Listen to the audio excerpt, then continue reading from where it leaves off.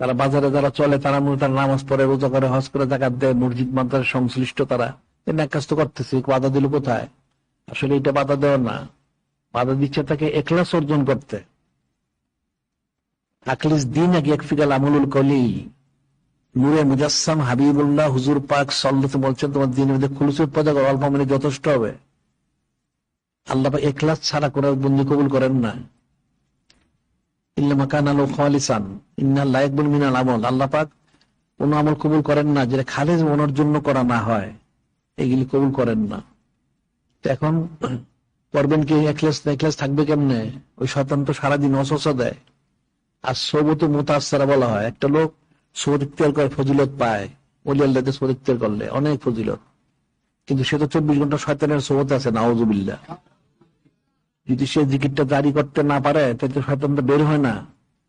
যতক্ষণ জিকির করলো ততক্ষণ শয়তানটা পালাই গেল, যখন সে জিকির গাফেল হয়ে গেল তখন শয়তান অসুবিধা থাকে। তাহলে শয়তানের সোবত থাকলে সে কি হবে? কিতাবে লেখে এক জামানা সোহবতে বাউলিয়া, এক জামানা সোহবতে বাউলিয়া বেহতেরা সদ সালে তোয়াতে বেরিয়া। কোন ওলি আল্লাহর সোহবতে যদি কেউ থাকে, এক জামানা বলতে এক মুহূর্ত বুঝাইতে পারে, কত ফজিলত হয়। 100 বছর কবুলযোগ আমাদের থেকে বেশি ফজিলতপূর্ণ, সুবহানাল্লাহ।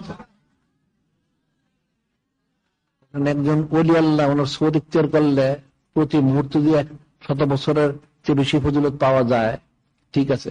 তাহলে শয়তানের সোহবত ইখতিয়ার করলে কি হবে? উল্টাটা হবে। তাহলে তো প্রতি সেকেন্ডে 100 বছরের তোমার আমল নষ্ট হতে থাকে, নাউযুবিল্লাহ। বিষয়টা তো কঠিন, বুঝতে হবে, বুঝে তারপরে আমলগুলি ঠিক মতো করতে হবে। প্রত্যেকটা আমল তোমরা চেষ্টা করবা সুন্নত মোবারক অনুযায়ী করার জন্য। না জানলে যারা জানে জিজ্ঞেস করে জেনে নিবা যে আমার এই আমল করতে হবে, আমল করতে হবে, কোনটা সুন্নত।